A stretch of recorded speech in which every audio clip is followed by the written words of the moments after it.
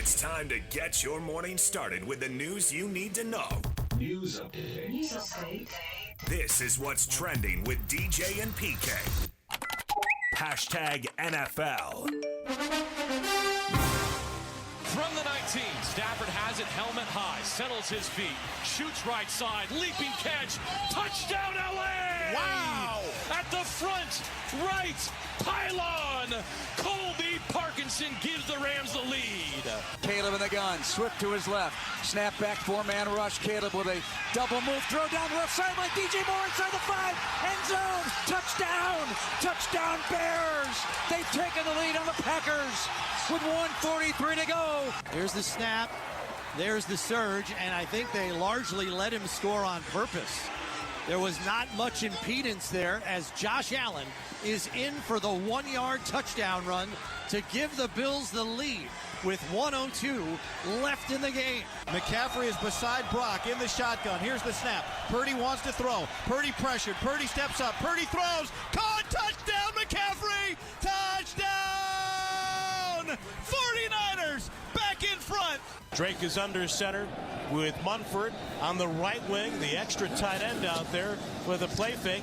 Drake on a deep drop, slides left, throws it to the end zone. Hunter Henry makes the catch. He's in the near pylon. Touchdown, Patriots. That's what I'm talking about. Highlights from the NFL wildcard weekend. One game to go, obviously, with the Texans and Steelers playing tonight. PK, there were a bunch of fantastic finishes there, really 4 out of the 5. You enjoy anyone more than the other? Think anyone was more meaningful than the other? Tell you about what's going forward, or these games are a coin flip, it's wide open, get used to it. Saturday games were fun to watch. The Bills, man, I was nervous for you. Graham would have lit you up on Friday if Josh Allen had lost. I never thought it was the quarterback who wins or loses games, goes a long way, but not exclusively. What do they call a wild card weekend when you have conference or division winners? Because they started calling that when it was literally just the wild cards who played. They've never changed it. Doesn't make sense. I mean, you need to call it, though. Yeah.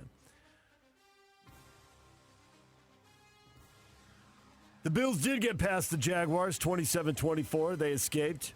The Packers blew an 18-point lead and lost to the Bears, who are piling up fourth-quarter comebacks. Sometimes they come up a little short. Often they pull it out.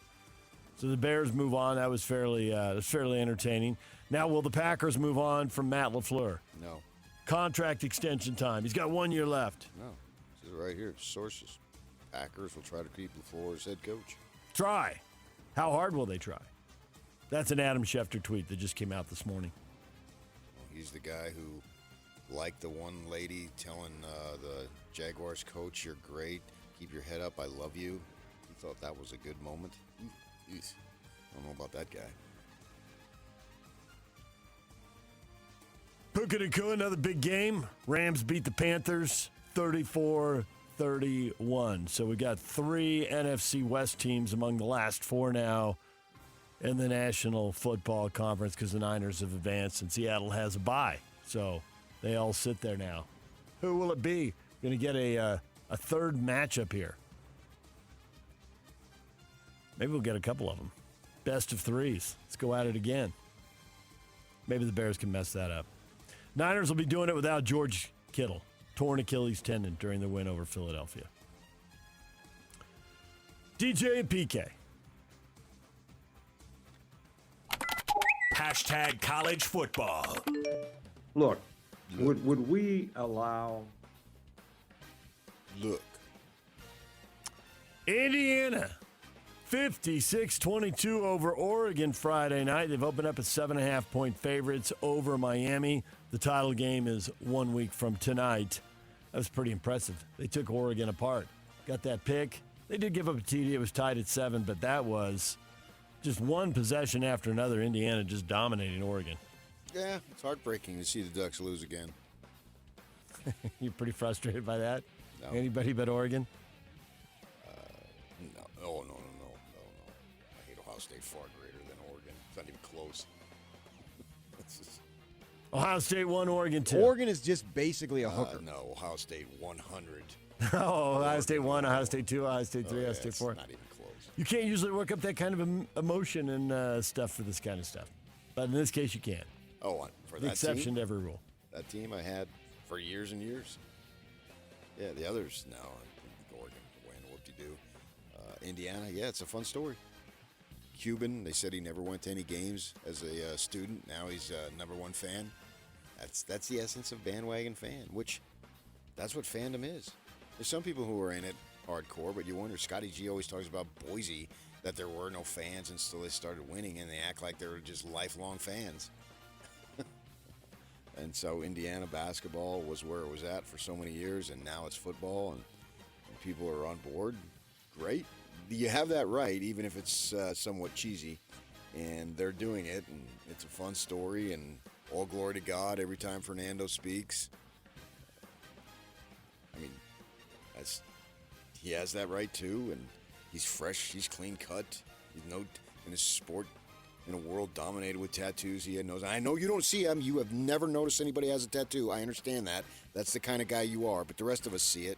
And he comes off as a choir boy looking kind of dude, and 1 mile away from the stadium in Miami. Yeah, he dropped that. And nobody, they didn't want to even have as a walk-on, and his mother played tennis, and it's a great American story.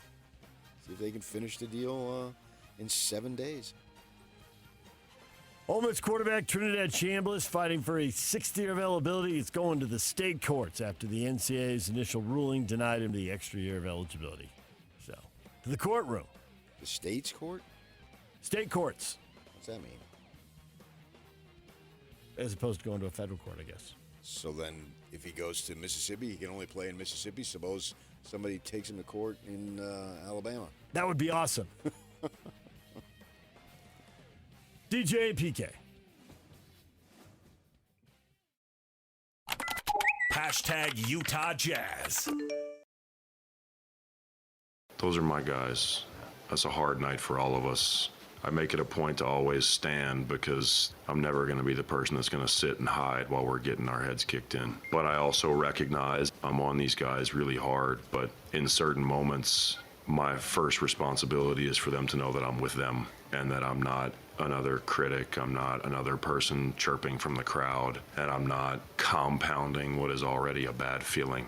I have to have enough feel in certain moments to know they know and already feel awful about how it's going.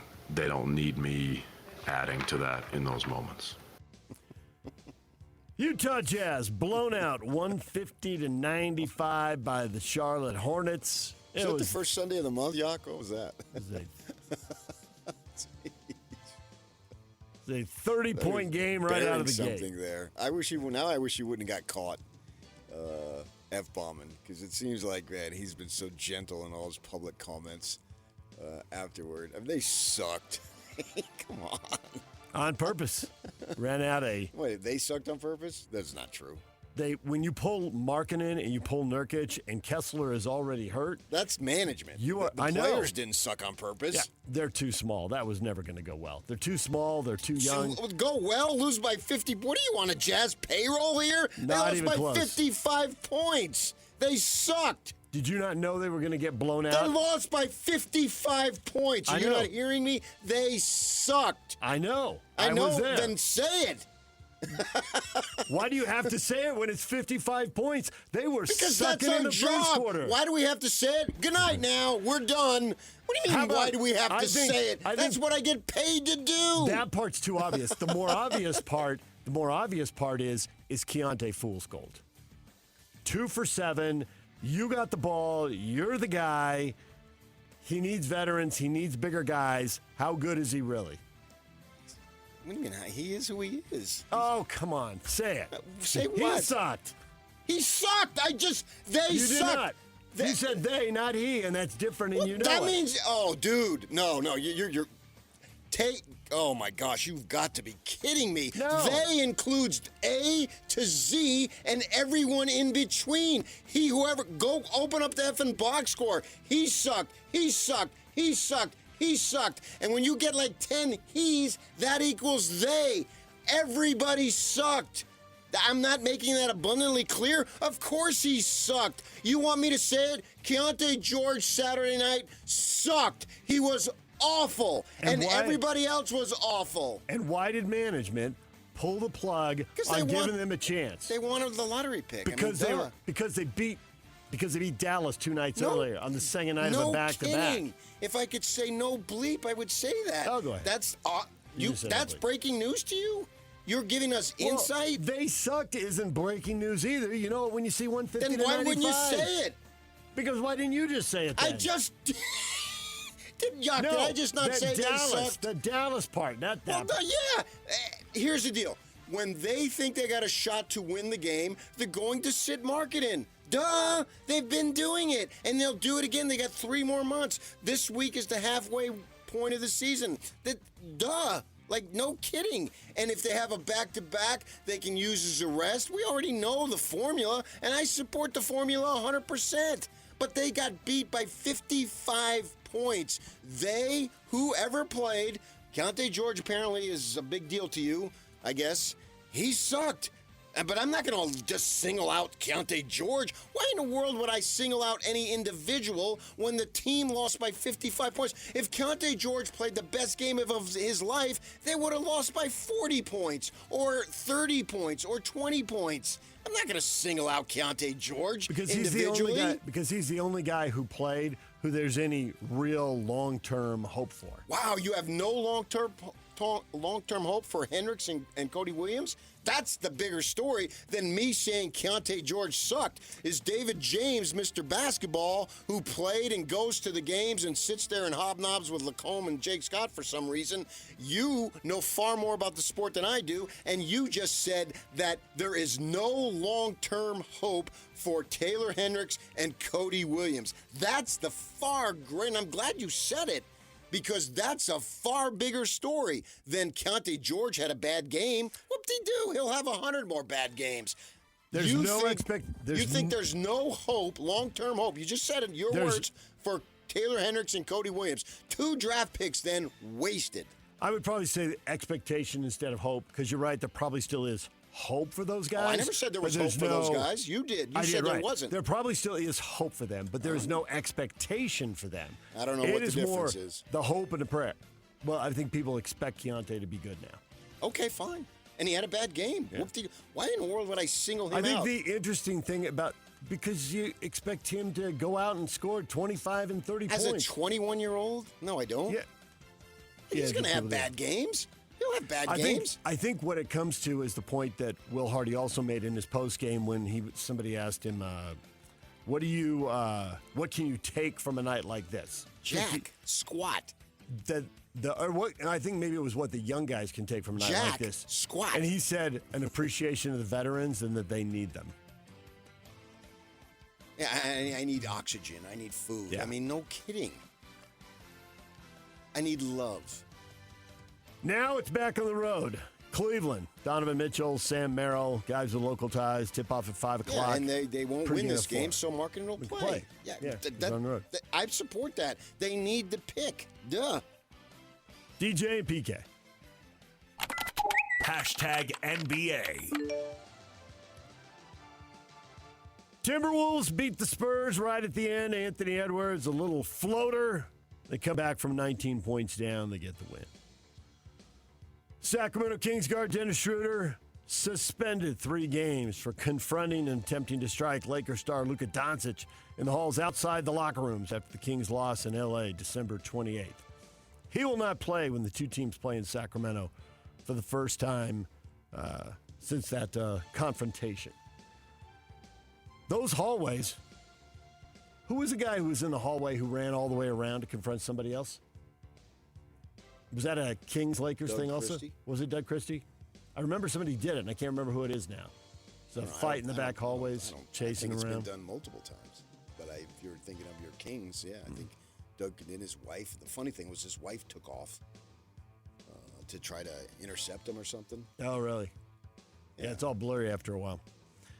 Mavericks big man Anthony Davis suffered ligament damage in his left hand against the Jazz, and surgery might be necessary to repair it, and that would sideline him for several months. Do you believe that one play in that game against the Mavericks, and he didn't, what he didn't do, Yak? Him and Locke were breaking it down. I fell asleep on Friday.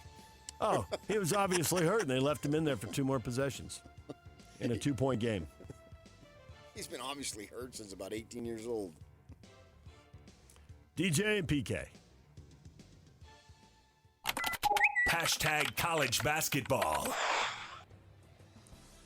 BYU fending off upset-minded Utah. The Utes rally, get within 1 point late in the game, but the Cougars make the big plays down the stretch and win 89-84 and remain undefeated in the league, 15-1 overall. Oh, yeah, they played 3 lousy teams, though. Yep. Feel like you did in the football season, you did quarters of the league. You feel like you can separate out top 4 teams in basketball? Does it break down that easily now? And that those teams are pretty much going to hammer the rest of the league? Sure, I guess suppose so, but it doesn't matter. I mean, BYU's season will not be determined by what they do in January and February. We're waiting for the NCAA tournament. So everything is preliminary. They've got no depth. They're a rolled ankle away from one of the big 3 of going out in the second round. Or they've got health on those guys, and they all play great, and they're in the Final 4 Four. games away from going to the Final Four. Yeah. That's what will be intriguing. I mean, we just have to get through the preliminaries. This team, you don't pay this kind of cash and take Rob Wright off of Baylor's roster to finish 3rd in the conference and go out in the first weekend. No, that's not it. They put together a team that is loaded at the top, paid big money for it. It's about, and A.J. DeBlanc has talked about, either we win it all or it's a failure. I'm okay. I mean, that's a high standard. I wouldn't necessarily agree with that. I have to see how things play out. But really, what they do in the regular season, they're going to get in the tournament. I mean, they're not going to lose the rest of their games, barring some outrageous, never even think about injury situation. So, no, it looks like they're set up to be a 2 or 3 seed in the tournament. Yeah, and that's plenty good enough to get where they want to go. Depending on how they do in these big games when they do play Iowa State, Houston, Arizona, I think they have 4 games against those 3 teams. And they'll be fun games. And right. They'll be barometer games. And if they handle those, maybe the 1 seed's in play then, right? But when the ball goes up in the air, that doesn't. Then that's not going to matter so much. And they're big games, and we'll watch them and go to them and evaluate the team. I'm not saying they don't mean anything, but they're preludes to the NCAA tournament. Because I think they'll win their share of these. They're going to win all of them? No. I don't even know if I'd want them to roll in the NCAAs on some kind of 25-game win streak or something. You know, have a few losses along the way. And big thing is to stay healthy, and you need Cada to stay out of foul trouble. And they don't have unless he tries to develop depth, which he doesn't seem to be interested in doing. This is going to be the pattern in which they win, and Saunders is going to have to hit a few shots, and away they go. They've already had 2 injuries, so their depth is super limited because of that. And then they don't seem to be super clutch at the free throw line. They struggled against Villanova in the first game, and they've struggled against the Utes here in the most recent game. Utah State 14-1, a perfect 5-0 in conference after blowing out Boise State 93-68 on the road. Aggies 5 wins, all against the bottom half of the league. The bigger games still to come. DJ and PK. Hashtag Major League Baseball. Cubs make a big move Saturday night. They sign Alex Bregman, 5 years, $175 million.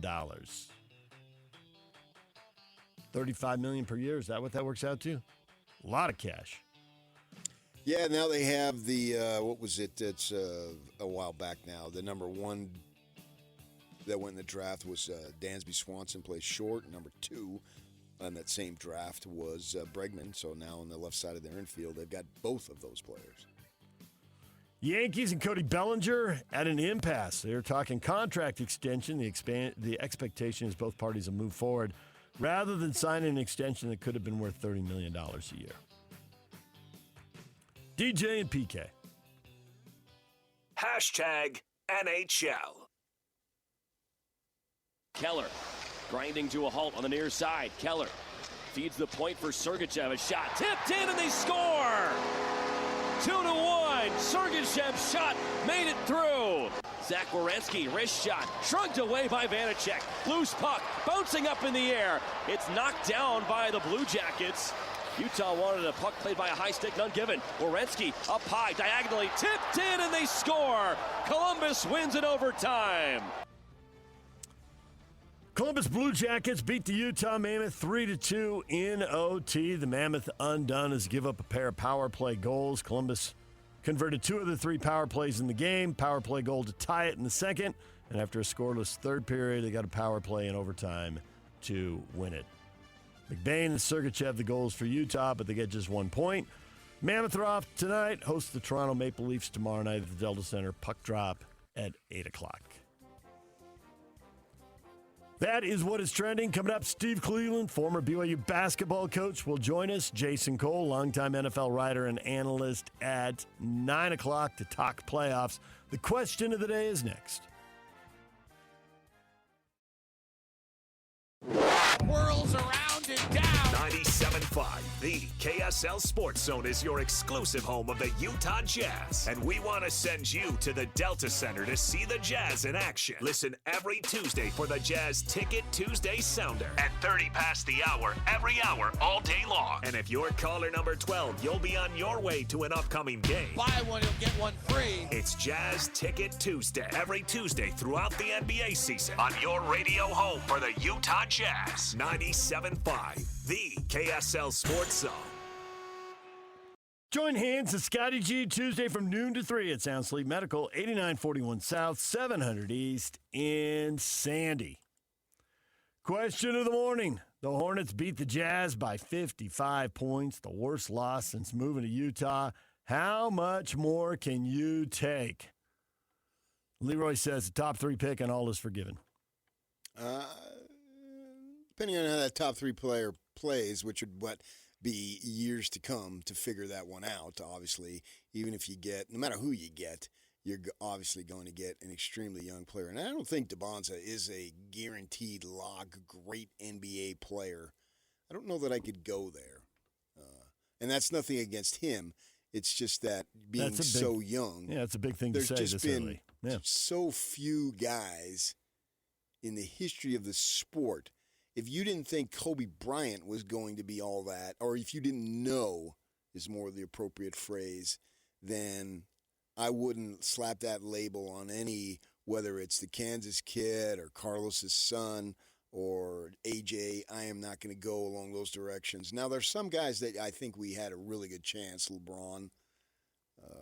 My guess is if Lou Alcindor in another era had come out after 1 year of college ball, we probably would have thought, okay. But you're talking about the supreme elites of the game, and the rest of the 99.9% need some time. But in the interim, if they got one of those picks, especially if they got number 1, then certainly you would say in the short term, all is forgiven. Because that's the purpose. That's the point of this season. They are tanking. No matter what Austin Ainge said in that great statement that he made, we're not going to be doing that. Well, yes, you are. You've already done it. Multiple times. You've sat, there was a game, Denver, a few weeks back, where Markkanen played because they knew they were going to lose. Now, if they play Denver with their injury situation, they might think again. It's clear. If they're going up against a team where they think they've got an opportunity to win, not every one of them, because you don't need every one of them. You just need enough of them. And so they didn't need to sit Markkanen against the Mavericks and the Hornets. They just needed one of them. Yeah, it's interesting. If they'd lost to the Mavericks, would they have still sat him against the Hornets? And my guess is yes. They would have, because 2-game swing, the Hornets were a 13-win team. If he played against the Mavs, a more valuable loss, if such thing exists. I think if I were them, I would try to tell them to sit guys during the week, because I couldn't imagine paying tickets for that game. That was awful.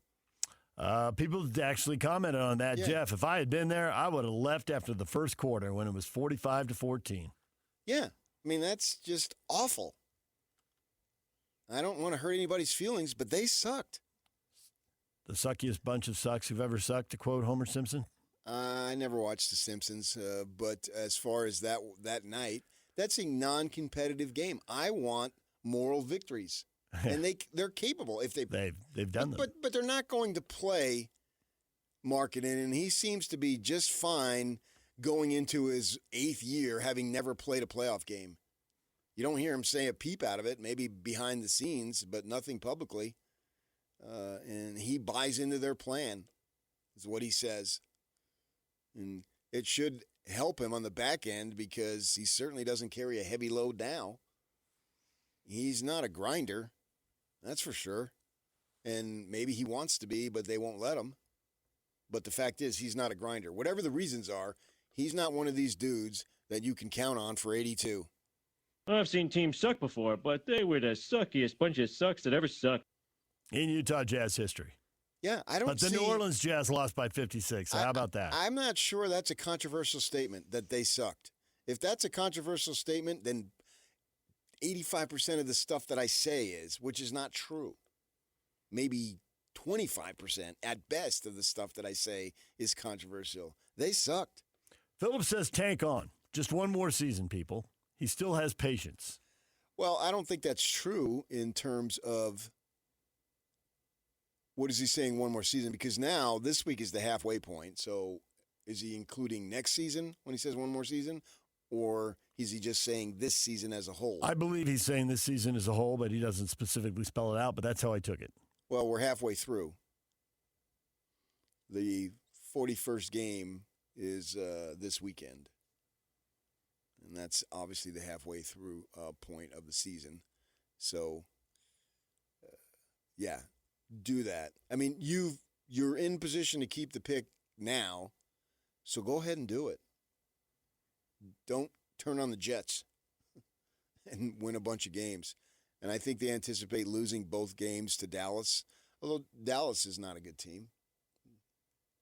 They got they have a 2-game swing with Dallas here coming up, where it's both in Dallas. So they sit there for about 48 Dallas, hours or 72 hours, whatever it might be. Yep. Yeah, so they have this opportunity to do that. Really, they need to go into the All-Star break on a real down note in terms of winning. And then Will Hardy can spin it as he sees fit. Pile up some L's. Yeah. Work on that lottery position. Get from the 6th worst record to the 5th worst record. Because your odds of sliding out of the 8th. The only guy, and you know way more about the sport than I do, I would be the first to admit it. You believe the only guy with any long-term hope was Keontae George, who played on Saturday. Everybody else is wait and see, or they've given up, or they're role guys. I don't think they think anyone else can be a star.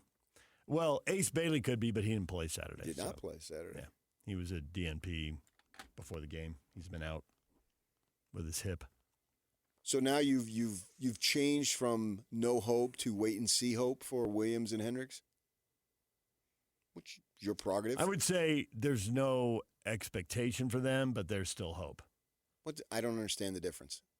Well, I think people expect Keontae to be good going forward. Oh, no, okay. Well, I'm talking about Hendricks and Williams. I don't think people expect those two to be good. Fans. I don't think fans expect those two. I don't think you show up to that game thinking, well, those two guys are going to step up and it's going to be okay. Rather than the fans, what do you think? I don't really give a crap what the fans think. What do you think? I think that in the case of Hendricks, he is so big, so long, and it's really his second year because he missed a year. He can be a rotation guy. Old school, you know who he reminds me of? No. Is Orlando Woolridge, who played for the Lakers when you were over there covering them for the Breeze. Athletic, but not a super skilled, refined game. So a back end of the rotation? Yeah. Because he's long, he defends, he plays hard. But I don't see where he's ever going to score it enough that he's going to be one of your guys. One of your big guys that you can count on. So not a starter in this league? No, and if he is a starter, he's in the Brian Russell role of you're the fifth guy. And, if he is a starter, he gets to the point where he can do what Brian Russell could do. Like, hey, I can hit shots when my feet are set, but I'm not the guy and I'm not creating anything. But I'm out here to take the toughest defensive assignment on the perimeter. That, to me, is top shelf of what he could be. How about Williams? Right now, he's super athletic, but, man, he is just miles and miles and miles away. Maybe that athleticism can turn into something, but it just seems like he is miles away. They're still in the first 3 years, so, okay. Yeah, I mean, he is better than last year. I'll give him that, but I don't see much there. And probably his top, although he's further away from it than Hendricks because he's still so slight, is defensive guy. A guy like that with that kind of talent, when the Jazz were in their heyday and their bench was loaded, to put him up there where you're just like, hey, you guys are going to go out there and you're going to defend. You're going to be in every pass lane. You're going to try and speed the game up and just run and run and run. Maybe he'd fit in that kind of scenario. But he's just, the threes are Derek Favorish. I mean, they are just so far away. And I know there's other NBA players who've gone away in the offseason, shot 10,000 of them, come back and been good. But those stories seem to be the outliers. It could happen, but you're going to sit around and bet on that? I don't get it. So it's too young to say 100%, I'm 100% out, but 90, 95% out? Yeah. Wow, so you only give those guys a 5 to 10% chance to be anything in the league. Then this top 3 pick, they need to hit. In terms of, well, but I don't know that that's going to matter in terms of winning and losing next year. With Markkanen, well, Nurkic will be gone. They'll have to get another big. With a serviceable big setting screens and getting rebounds, assuming Nurkic is gone, can they get to 500 next year? I would say no way. The thing that can get them there is that there's a lot of bad teams, and it's why they're doing what they're doing now. But the thing is getting to what, and this is the part I can't see. I just don't get this at all right now, unless, Ace Bailey blossoms and is transformative and whoever they land is massive, or Ainge makes some big deal. But, you can get to 500 now. You are still a long way for competing for anything in May or June. There isn't enough bad teams. I think if this team were all in on winning, they'd win 30 games. Add another guy, add a veteran, develop some young guys, you could get to 40. Well, that isn't this team then.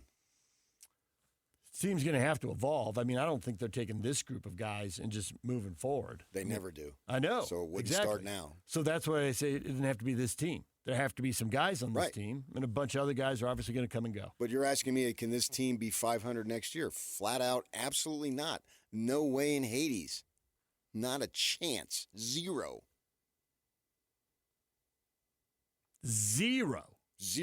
I'll say it. Yeah. Even with moves in the offseason? No. Okay.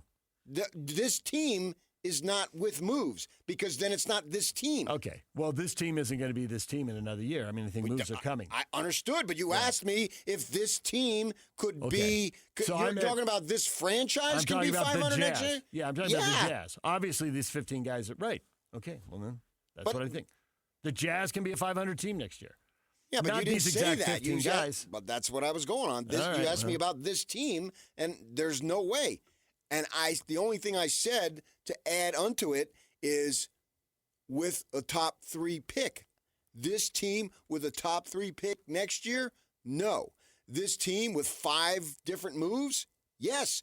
And I have no clue what the moves would be. Nor do I. I just think they're coming.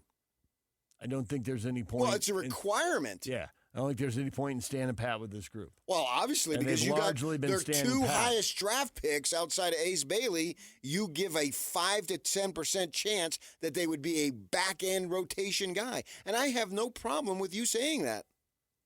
I can see why you would say that. I feel like the core of these draft picks, the vast majority of these draft picks, are guys who can play in the league for a long time, and they can't, but they're not going to be the top 50 players who move the needle. Doesn't mean you can't play. Doesn't mean you aren't a good player. I mean, to be player 100 or 150 or 200 in the world, it's pretty awesome. They'd blow you away if they showed up in whatever random game you're playing in on a Saturday. But it's the guys who are in the top 50 who determine the winning and the losing. Fact. And I just don't see most of these draft picks turning into that. Set Ace Bailey aside because he wasn't even in uniform Saturday night. Okay. DJ and PK, it's 97.5, the KSL Sports Zone. Steve Cleveland coming up top of the hour. What do you say to a team after a 55-point loss? How do you get them ready for the next one? We'll talk with Steve about that and about the BYU-Utah game. We'll get to that coming up next. Jason Cole's here to talk playoffs at 9. You've been listening to The Zone for decades. Yes! But now you can watch the guys break down your favorite teams. Some viewers may find the following video disturbing. Viewer discretion is advised. Catch the video stream of DJ and PK, Jake and Ben, Hanson, Scotty, and JJ and Alex right now at KSLSports.com or by searching KSL Sports on YouTube. Utah's best sports radio is on air, online, and on the KSL Sports app. This is 97.5, the KSL Sports Zone. A packed Huntsman Center crowd saw a great game between BYU and Utah with the Cougars coming out on top. Why would you expect anything different? Vernon says, well, it's funny. It's only a packed house because they're playing BYU, and half the fans there are rooting for number 9 BYU. Utah's back to little brother status. LOL, exclamation points, laughing, crying emoji. Why is that funny? Didn't we expect that? Yes. It's been drawn crappy. For years. Yeah. And BYU's been the better team for years, although they have gone up there and been beaten in the Huntsman Center. Mm-hmm. Yeah. Well, I mean, the money that Utah made, the athletic department through BYU's fans buying tickets counts just the same. George says the Muss needs to go to more games and they need to practice with that big flag. BYU took over the arena. Now, what was the deal with the ultra big flag? Oh, it said Muss on it, and they got it backwards. It's upside down. Upside down, reverse. Yeah, it was messed up. The sum. Well, at least it wasn't the popular Utah student section, because then it would be pus. You don't want that. Excellent point. Could have always been worse. Hadn't even thought about that. Shiloh said, easy question. No, period. Easy. What do you mean, no? It's exactly what he expected. Why would you expect anything different? No, I wouldn't expect anything different. This is it. Okay. John, it was a great game and great effort from Utah. They're outgunned by talent and money. However, they did play with heart and effort. Yeah, that they did. Yeah, I mean, obviously they got a nice guard tandem. They can hit some shots there. They got a chance to win a few ball games this year. I mean, this is the first year of Alex Jensen. When you're replacing coaches who are fired, normally you need at least a season, if not 2. And the way the world works today, you need cash. There it is. You need cash at hand to be able to go be competitive. I don't think that they necessarily need BYU money to be competitive. I don't think that's required. Competitive, be an NCAA tourney team? I think you can do that. Yeah. I think, Alex, I would be surprised if we're sitting here in 3 and 4 years if they're not at that level. But, if you want to be one of these contenders, I mean, you look at when they were contenders, when they did go deep, when they did go to the Final Four, they had multiple first-round picks. That they did. Yeah. And first half of the first round. And so can they get that in today's world? That I'm not sure. Majerus, Donnie, and Judd, they got those guys. Different era, different rules. Yeah. Doliak was a sleeper. Van Horn was not. He came in with some acclaim, and he ended up being the second pick of the draft. And Miller, was a prop kid, which I don't hear about that, so I assume they don't even have that anymore. And so other schools backed off of him, but I can recall talking to Donnie Daniels on the phone one time, and I knew who they were recruiting, and I knew of Andre Miller, and I said, hey, and they would let you know if they got somebody, so then you'd put it in the paper, and so I said, so yeah, there was standard. Let me know if he commits, or give me a call when he commits. And Donnie said, oh, I won't have to call you. I said, what do you mean? He said, that loud scream that will echo throughout the Salt Lake Valley, that'll be mine. That's what he said to me. So obviously So when is Alex going to land a player that will make him scream throughout the Valley? They're going to have the money. Yeah.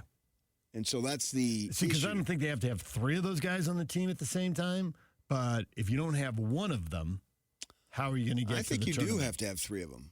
To get to the tournament? No. I'm not talking about getting to the tournament. What I was talking about. I don't think they need the top-level money to get to the NCAA tournament. No. I'm talking about to recreate what they had in the 90s when they went to... Now you need a pile of cash, and you do need 3 guys. Yeah. Much as BYU has 3 guys playing at a very high level. Uh-huh. Until they get that money, I don't know if they're going to be able to do that. But can the Utes get one of those guys so they can be an NCAA tournament Yeah, I don't team? think... I already said that. Right, In so 3 or 4 years. Yeah. But that's not going to be good enough. Once you're in the tournament, you're going to want to win. Once you make your way... Scally's up there talking about we can win the national title here. Yeah. That's the goal. It's not about getting to the tournament. It's about, like they did in the 90s, to be a threat. They were going to multiple Elite Eights, and they got it done once, went to the Final Four. But they were going to multiple regional finals. That was the whole objective in October when the season would start. So can they get to the NCAA tournament? Absolutely, they can get to the NCAA tournament. And there's no doubt in my mind. Utah State gets there regularly. Why wouldn't Utah be able to? I realize it's a tougher conference and all that, but still, they can get there because, my gosh, you look at the Big 12. I mean, there was a few years back, Oklahoma was like 8-11 or 9-11, and they got in. And they're like 8-9 teams got in. So to get in the NCAA tournament, there's just no doubt in my mind they can do that. You got to give them a little bit of time to beef up the talent. And I mean, actually, when you think about it, when he got the job and the team that they put together so quickly, this is a pretty good job this season. To be competitive against that big money BYU team, and you basically threw your roster together on the fly, and everybody left except Dawes, and you brought in an entirely new group of guys, and here you go. That's not a bad job already. Much better than a week ago against Arizona when they were out of it pretty quick. Yeah, they're playing in a half-empty arena. Alex himself said he was disappointed when Arizona came in that it wasn't full. Here it was full. It was energy. It's a rivalry game, blah, blah, blah. Throw the records out, yada, yada. No. And then you take this team, a top 10 team, with multiple draft picks right down to the end. That's a pretty good performance for Alex Jensen in his first year in his 3rd conference game. Yeah, the best of their 3 conference showings so far. Yeah. DJ and PK, when we come back, more hoops. Steve Cleveland joins us. Stay with us.